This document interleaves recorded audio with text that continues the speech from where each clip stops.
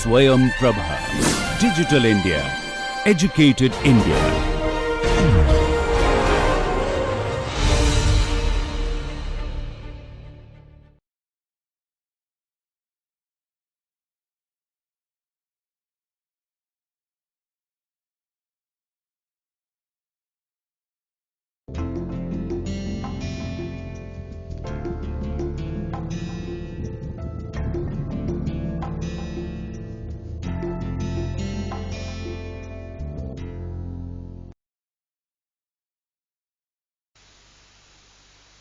In the last presentation, we discussed about some commonly used pickups known as velocity pickups and accelerometers. In this presentation, we will discuss very briefly, almost in a sketchy manner, of various types of transducers which can be used in special circumstances. Some of them are contact type, some of them can be non-contact type. So, we continue with our discussion on vibration measurement.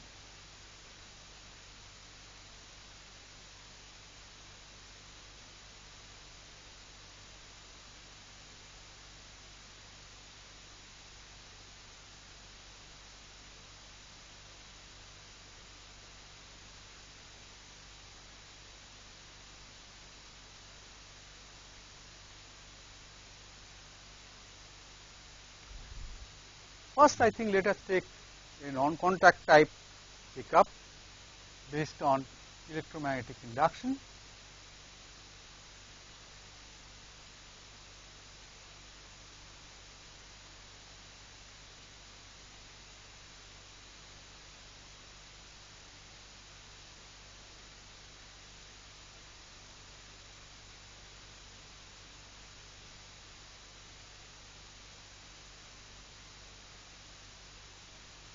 The basic scheme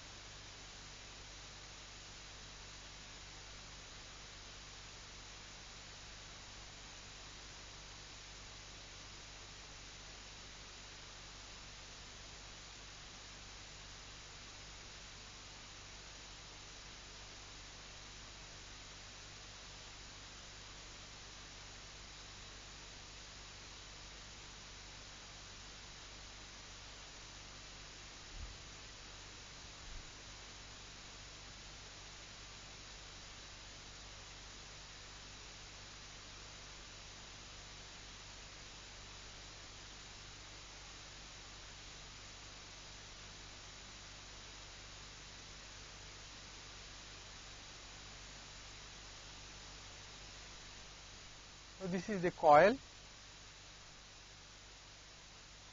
which is wound about one leg of this magnet. This is the magnet, permanent magnet.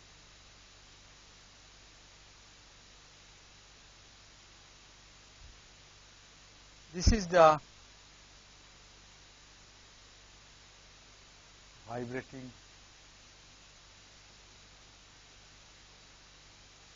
surface.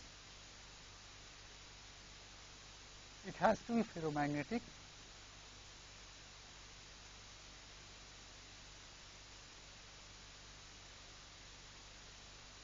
This is the gap maintained.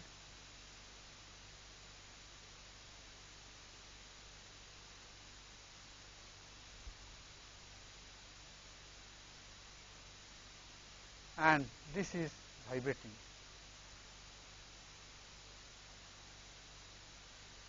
Now, what happens? Let us see. We know very well that the flux, or whatever we may say, magnetic flux, they complete their path to this.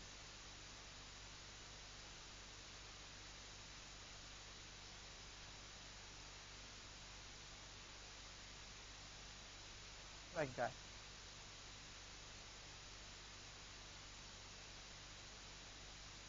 Now, if that be so, and the intensity of this here, it depends on what is the gap.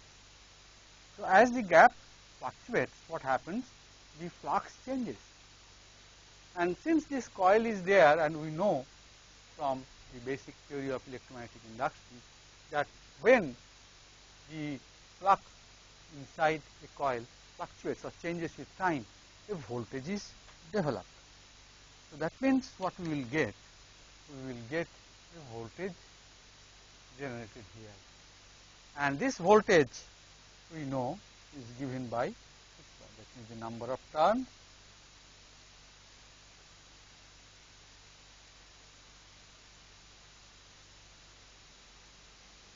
now. This flux, as you know, is function of the gap, and this we may say as x cosine omega t. So therefore, we can write this as minus n. Now d phi dx, that means the quantity, that means which the flux depending on this gap, which is given by this quantity, is a quantity dependent only on the configuration of the whole thing, dimensions, material, and all those things. And this obviously is dx dt, so therefore which is x dot. So therefore the voltage which we get is proportional to the velocity of the object. So it is again a direct velocity pickup. So what we will get, that means the sensitivity, that means the voltage divided by the velocity is called the sensitivity.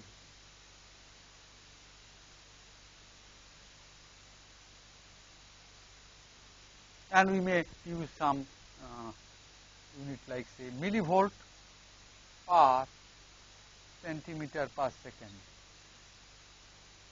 Centimeter per second is the velocity and voltage is in millivolt. So this, therefore, this contact, the gap, this remains fairly constant. One thing we have to keep in mind, that this is not going to remain a constant quantity unless this vibration amplitude is small compared to the gap. That means the gap is not changing much, and this the gap is maintained in the range 3 to 5 millimeters.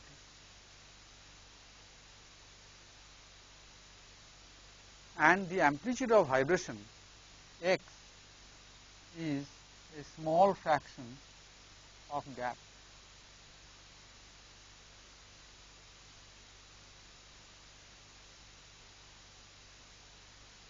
In that case, this remains fairly constant, and the voltage which we get, E, becomes proportional to x dot. And this ratio is considered to be the sensitivity of the pickup. Now, to get some idea about the typical sensitivity,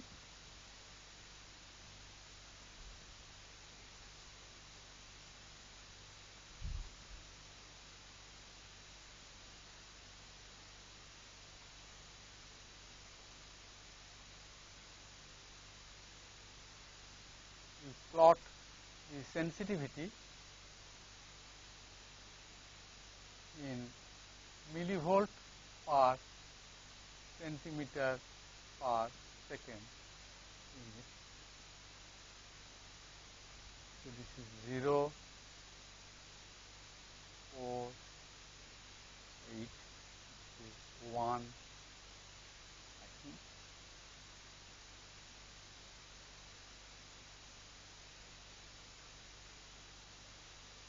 Hundred, sorry, 10, and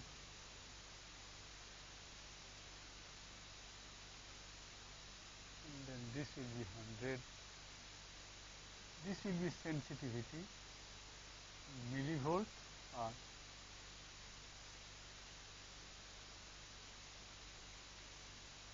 If we plot this,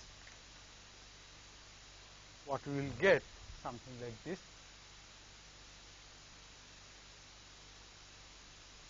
So fairly straight line, but not exactly a straight line, but this is the kind of characteristics for a pickup. But one thing we can see, that the change in gap changes the sensitivity quite drastically.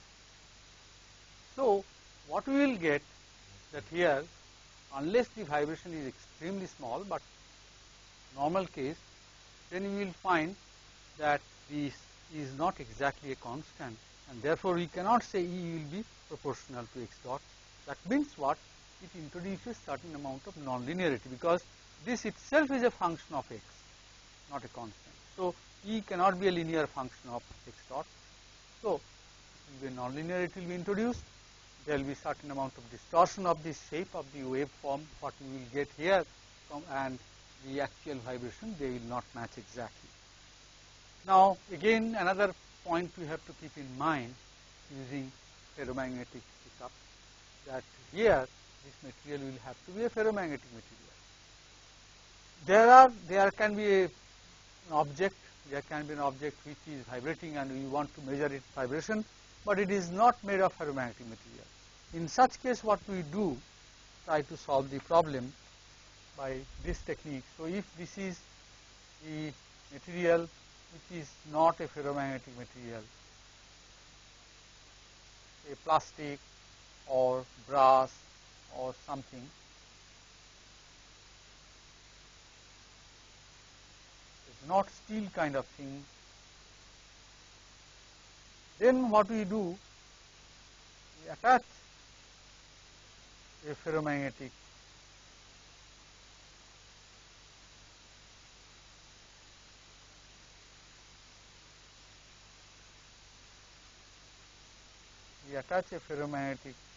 piece, and so the vibration of the original body is also vibration of the ferromagnetic plate we have attached. So slight modification of the object has to be done to use this principle. That is the way. So when the system is not too small, then it is possible to use this technique.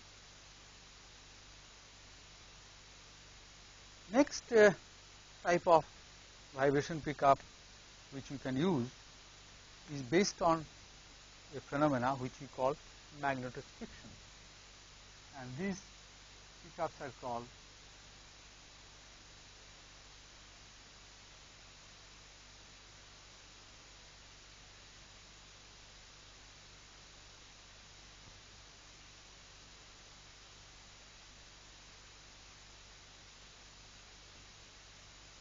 these are of course contact.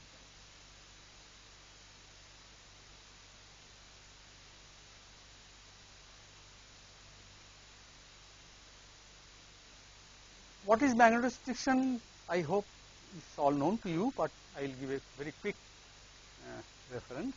Now, when you enter some substation or such installations where there are no moving parts, but there are only transformers, which are again only stationary objects, but still we get some humming sound. Or for example, when there is a motor, somehow if the motor gets jammed, so there is no rotation, but when current is flown, alternating current, we get humming sound. Now what is this? Now this is nothing but the result of magnetostriction. Magnetostriction means if we take a ferromagnetic object and it is subjected to some magnetic field,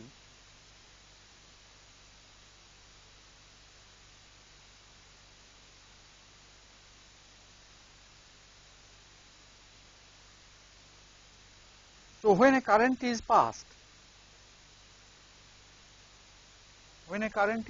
what happens? This will be magnetized.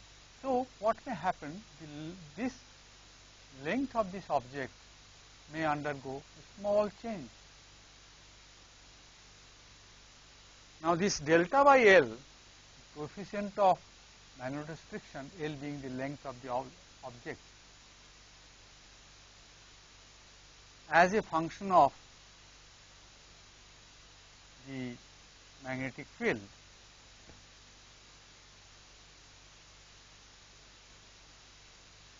this is a property of material. Like say for example, most ferromagnetic materials indicate certain degree of magnetostriction, and this change, so when we supply an AC alternating current, the magnetic field in the object varies, fluctuates with time. and so therefore the length of the object will also vary. Though the amount is extremely small in micron range, but still when it is there it can produce a sound. And this phenomena, that means where a voltage induced produces a strain, is called magnetostriction. The other effect, the reverse is also true. That means if we take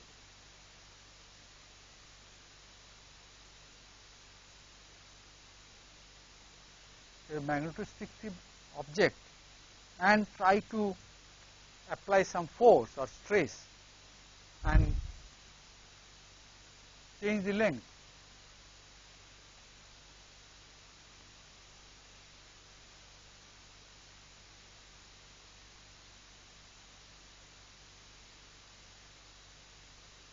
so the length changes.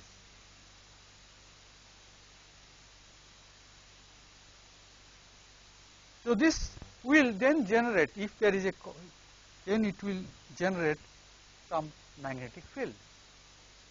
So inducing a magnetic field in a ferromagnetic material changes its length. Similarly, changing the length by some stress causing a strain generates a magnetic field, reverse. So this phenomena is utilized in this type of pickup. The basic principle of the pickup is like this.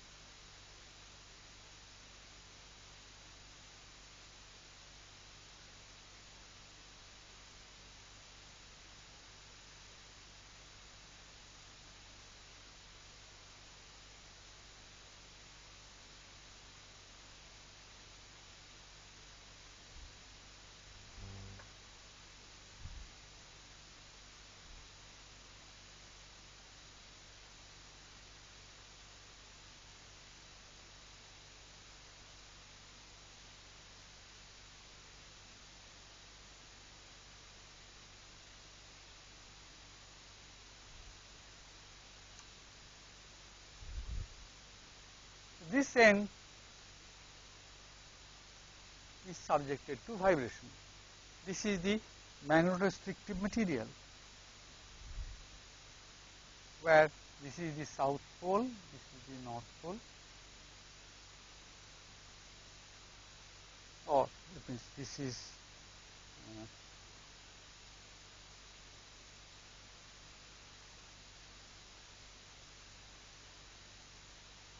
so what will happen now? You will find a voltage will be generated.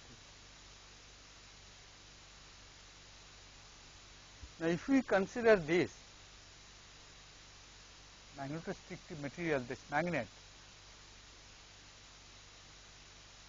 this is subjected to a load. What load? This side of course is connected to the original body,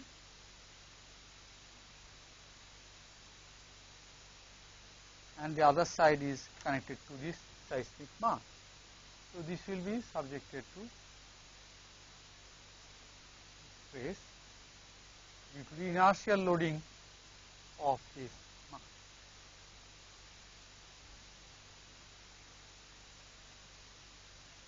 So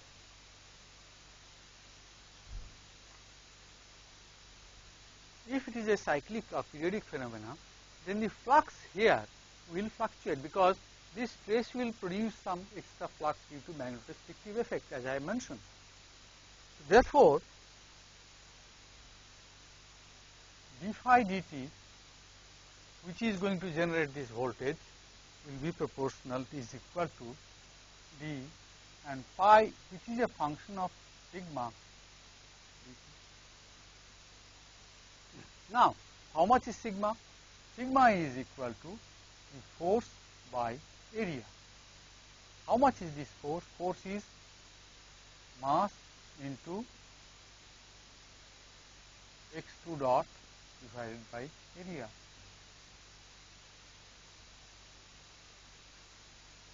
Now, the voltage generated is proportional to d phi dt, or d phi dt can be written as d phi d sigma dt. So, effectively E becomes proportional to, you see, d phi d sigma is a quantity which depends on the configuration, dimensions, material and so on. That means the system or the equipment property. So, it can be treated to be something constant for a particular experiment. But d sigma dt will be what? Will be proportional to x3 dot.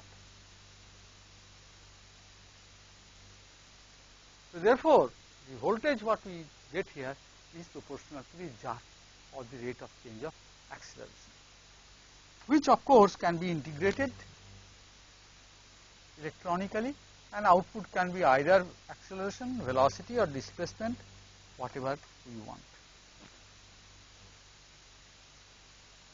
But basically in magnetospective transducer pickup, the voltage we get is originally dependent on the jerk or the rate of change of acceleration.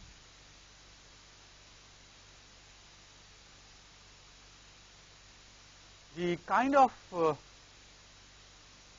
of this d phi d sigma, if you want to have some idea, let us plot the characteristic.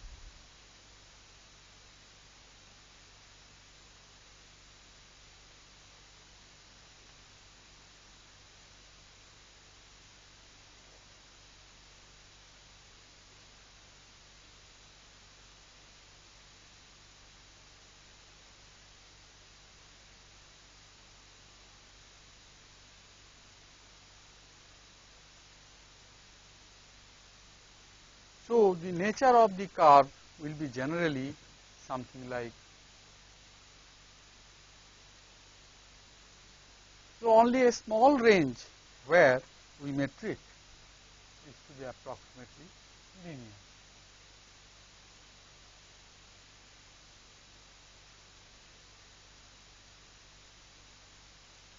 After that it tends to become nonlinear, and as mentioned earlier, we should always try to see or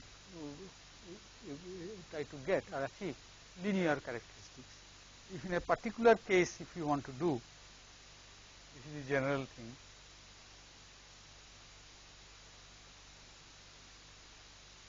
sigma in kilogram per millimeter square, kilogram of force, it is not SI unit which are given in this.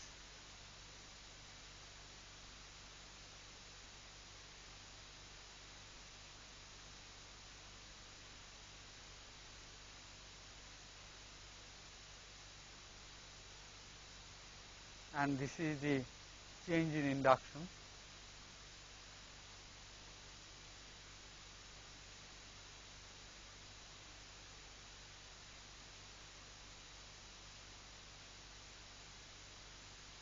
In Gauss, this will be 0.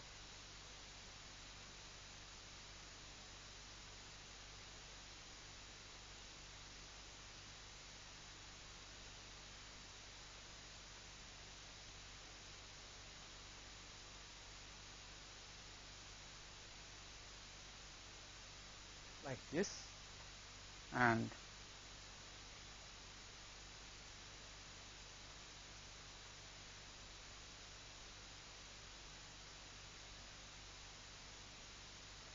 the realistic values for a particular case.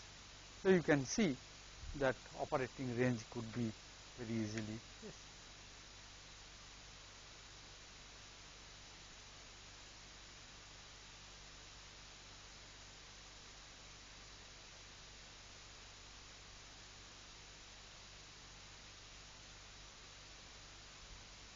This again, of course, you can really understand that if you have to attach it to the main vibrating body, this becomes a contact type pickup. Next, we take up another type of pickup, which is again a non-contact type pickup, and which are generally used for special purpose situation or special purposes, and they are based on the variation in capacitance due to the variation in gap, because any vibration, that is mechanical movement or displacement, can be somehow be translated into the variation in the capacitance of the system, and that can definitely produce some electric signal.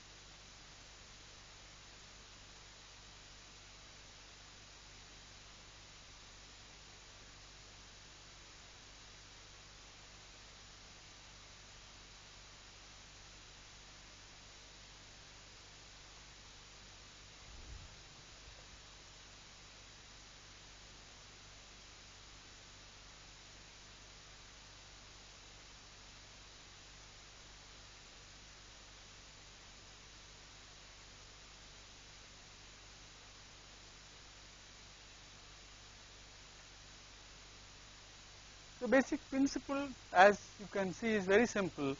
If the surface of the object is vibrating, we place another plate parallel to this, very near to this, and this capacitance of this system produced by the two surfaces, nearby surfaces. So they form a capacitance, and that variation in the capacitance is to be measured. Now, one thing is very clear in this case, that such type of devices cannot be passive type. In the all other previous cases where we generated some voltage which did not require outside source, the voltage was generated by the process itself. In this case, that is not going to be the case, and we need to have an arrangement for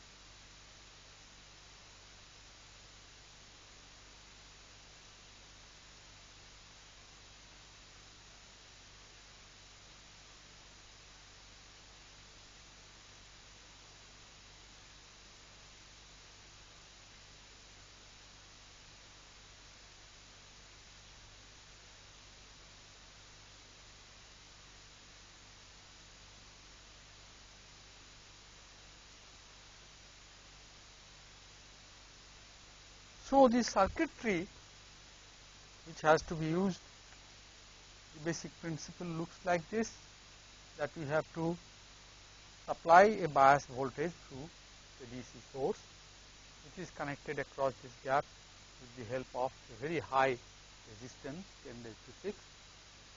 And then, since the whole process is a dynamic process and we cannot just attach it, because then the instrument itself, this impedance will affect the current through this. So, what is done? A blocking capacitor is given here. So, the variation in capacitance here generates a fluctuating voltage. The device, this particular device also will have nonlinearity, mainly because the capacitance is very sensitively dependent on the gap, and that makes the situation nonlinear, and also the signal produced will have some distortion. One more thing to be kept in mind is that generally capacitance variation is used as special purpose cases. Standard capacitance pickups are rarely used and rarely available. So, when a particular situation is somewhat special, and then this principle can be used in picking up the vibration.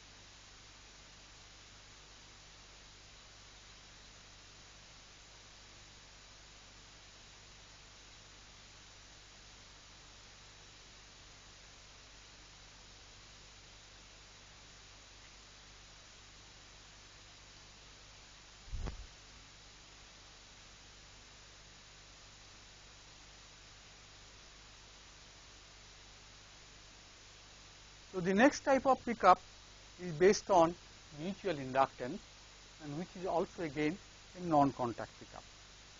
So, here we do what there are two coils around same core.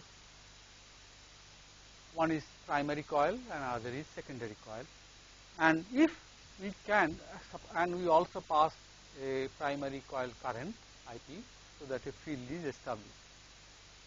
Now, if by any chance we can change the mutual inductance, we can generate the voltage in the secondary one. And this changing this mutual inductance between the primary and secondary coils, let it be Lm. So, let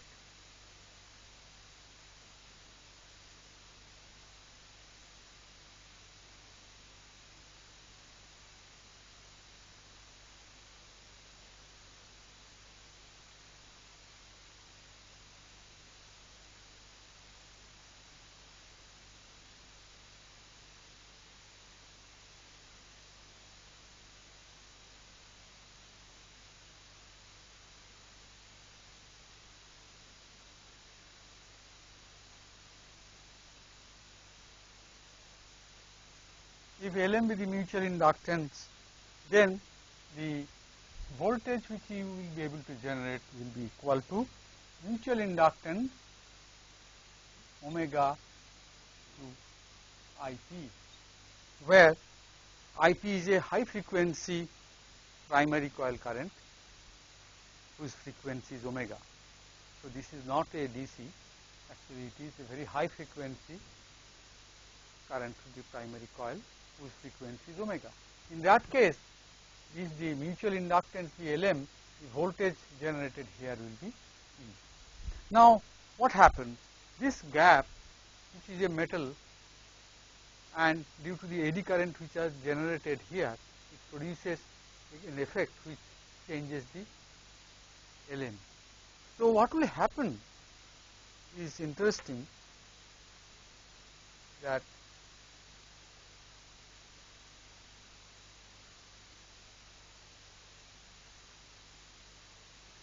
so if this is a very high frequency current will produce the voltage E, something like this.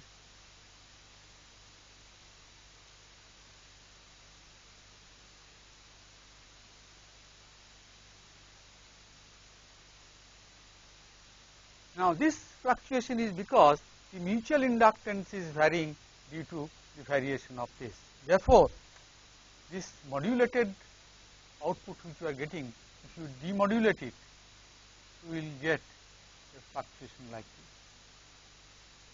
this, which represents the vibration of the object which you are trying to measure. So mutual inductance variation can be made almost linear over a displacement range up to approximately 5% of coil diameter.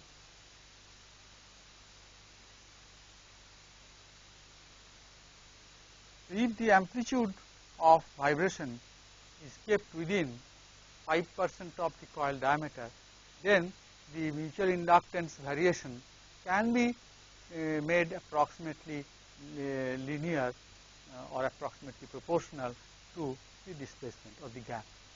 So therefore, the shape which will generate will not be much distorted, and we will get a reasonable degree of faithfulness of the result. So this is also, of course, you can see is a non-contact type pickup, and just to get some idea about the magnitude of the effects, we can take a particular case.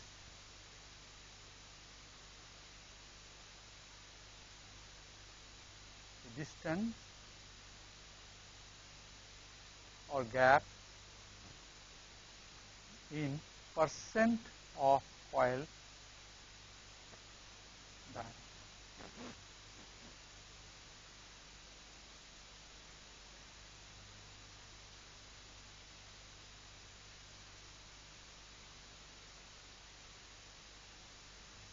And mutual inductance in microhenry be 0, 2, 4,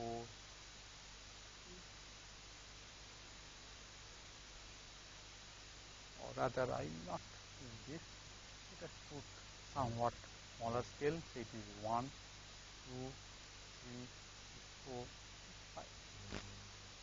Otherwise it will be too flat. So this variation then we will see will be almost something like, not exactly linear, but almost a straight line if you leave it or keep it within 5% of the coil diameter. So this is the order of magnitudes involved, which can give better idea about the kind of quantities involved. So there are many other types of pickups. I must say there are varieties, say whole branch of engineering one may say, by sensing vibration, because it is used not only just to measure vibration, it is used for condition monitoring, it is used for sensing the health of a particular machine or a system. So many large number of applications are there. There is another technique which commonly is used in any kind of vibration or dynamic measurement, which I will just briefly mention. That is by using the strain gauges.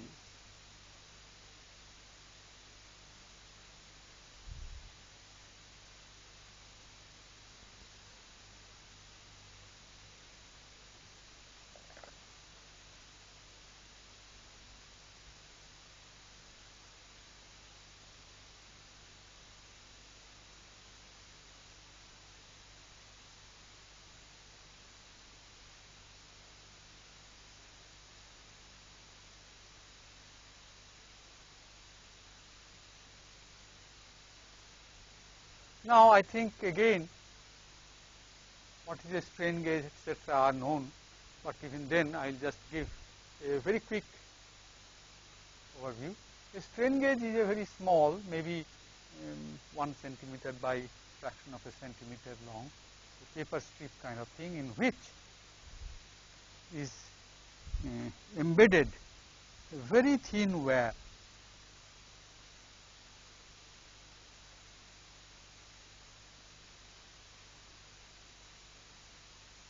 Now to have a large length of the wire, of course you have to loop it like this.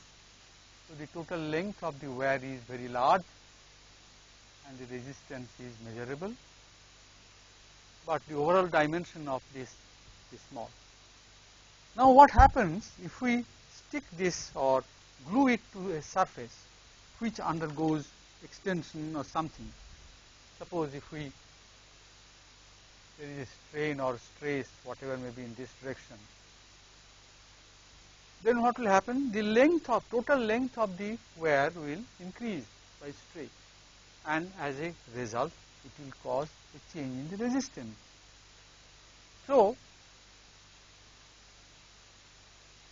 your strain and the fractional change in the resistance, they will be proportional.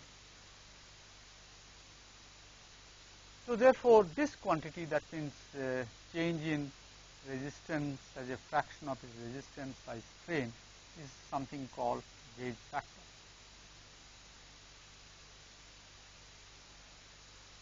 In the ordinary strain gauges it can be of the order of 2 or 3, whereas in semiconductor strain gauges it can be a couple of hundred.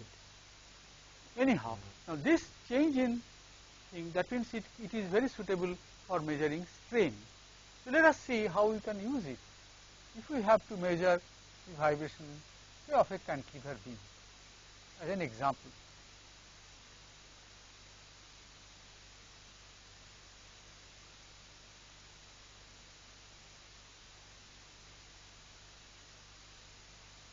These are the two views, one top view, one front view. This is the top view, this is the front view of the same cantilever beam. Now when it vibrates, vibrating means it bends. When it vibrates in the transverse direction, what happens? It stretches like this when it goes down. So the outer surface will be extended and the lower surface will be compressed.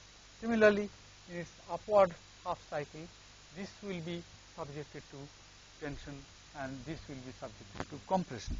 Now if we now apply strain gauges, say like we put one strain gauge here, one here on the top surface, and so therefore in top surface we have 1, 2, in this view they will look like this. Similarly, in the bottom surface we will have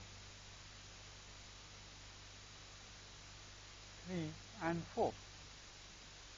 So during its bending, 1 and 2 are undergoing tension, that means resistance will increase. Similarly, in this side when it is under compression, resistance will decrease. Now this is used in the form of a bridge and a voltage is generated in this manner.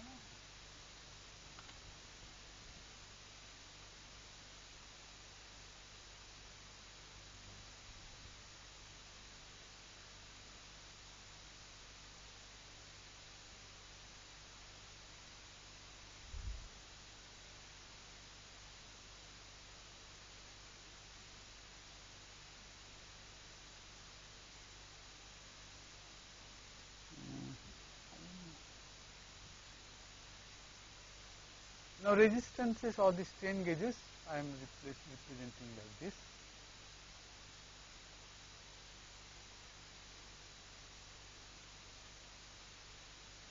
Not that they are physically kept like this, but just electrical circuit point of view I am just sketching like this. So if it is 1, it will be 2, 3, 4, and the circuit which we will have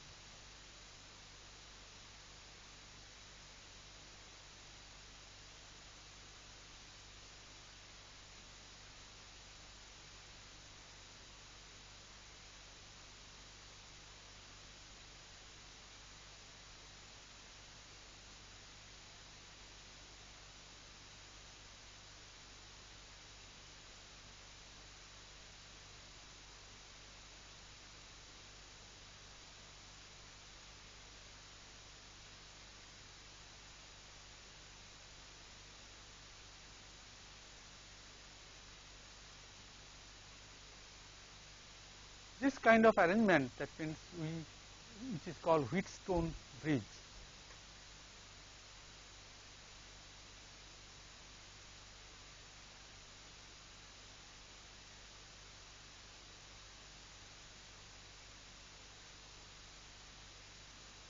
On principle, we could sense the resistance variation of only even one strain gauge, but the sensitivity will be low.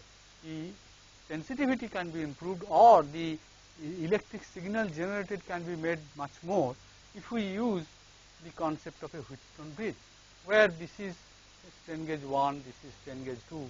So when it is going downward direction, here the change in resistance will be delta R, here also it will be delta R, here it will undergo compression. So this will be minus delta R, this will be also minus delta R. So in the condition when it is balanced, that means all of them are undeformed and resistances are R, then if we apply a voltage here, the output voltage will be 0. But now if it starts vibrating, what will happen? The unbalance will be created. At any instant, you can see the ratio of this and this, and ratio of this and this will have maximum difference, because this resistance is increasing, this is decreasing, and this is decreasing, and this is increasing. So therefore what happens is that effectively the voltage which is generated is 4 times, and which is given by this quantity.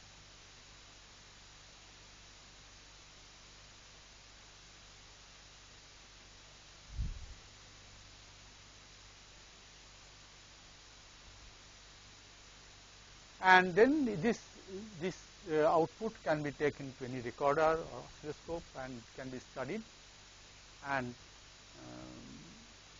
that means the vibration, the frequency, amplitude, everything can be studied. Of course, we have to keep in mind that in all such instrumentation and measurements, it is essential to have proper calibration. That means we have to give some known deformation and then find out the voltage, so that when we measure the voltage, we know that how much deformation or strain has been created. So this type of strain gauge use is very wide, and in many cases when a machine or something is vibrating where we cannot put any pickup or something, we can always scrape the surface and we can attach a proper strain gauge, and we can sense the strain which is subjected to, or the surface is subjected to, and that gives us the idea about the vibration it is undergoing. So this brings us to the end of our last module, where we have studied measurement, but as I mentioned, it's a huge subject. The instrumentation we have not discussed, circuits we have not discussed, and only some basic principles of some commonly used transducers we have discussed in this presentation.